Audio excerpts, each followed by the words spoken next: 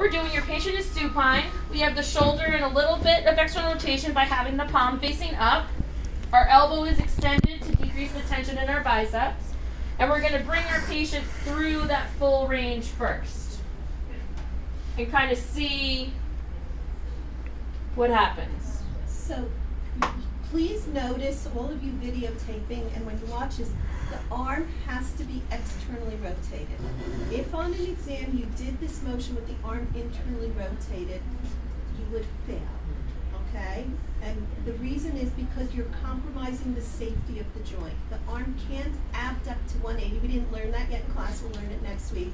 The arm can't abduct internally rotated. Raphael, can you go any higher internally rotated? Certainly not to 180, okay?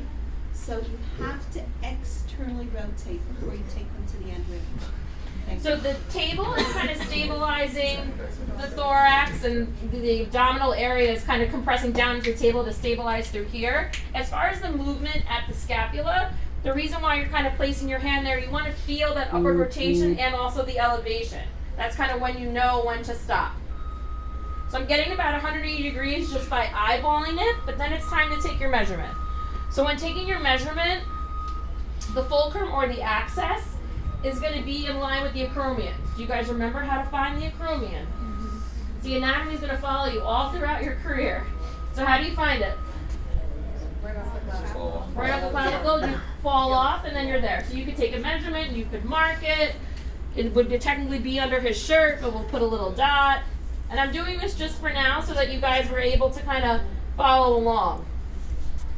Now, when it comes to taking this measurement, I'm going to go to the other side for this. When you're lining it up, the axis is with the acromion. Now, body habitus is such in females and sometimes in males that we might not be able to keep everything flush because tissue will get in the way. It's okay to take your measurement from here.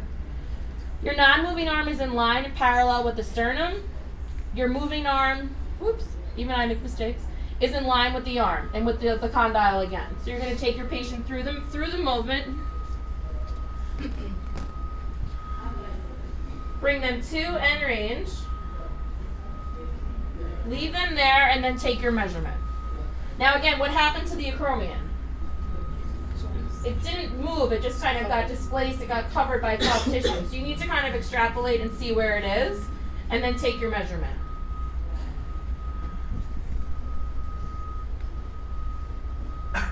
This one's easier because you don't have to hold the weight of the limb. And I'm getting about 175 degrees. Going a little further. About 180. So that's for full. And what's the compensation if you went too far? He's going to end up side bending a little bit too much there, and you're going to say side bend for me? Yeah. We have a very good actor on our hands. Okay? So for in the end fill again, I'll give you a round of applause. Thank you. And it's firm. The end feel is firm. Now somebody asked before, when do you feel the end feel? Do you feel it in the beginning or do you feel it at the end? You feel it at the end. So you get to this end point and you start to feel that tightness. Here would be more lats, more pec, also costoclavicular ligament you would kind of feel. Okay then? Did you feel that?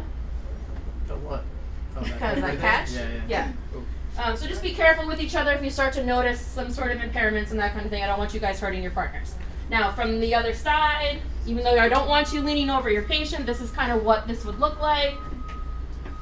Now, if you start to notice that you have a lot more room and they can go further, you can kind of angle them so that they're still supported by the table and you're able to take them a little bit further. But you want to prevent that side bending. You need to keep the body straight. Questions on abduction?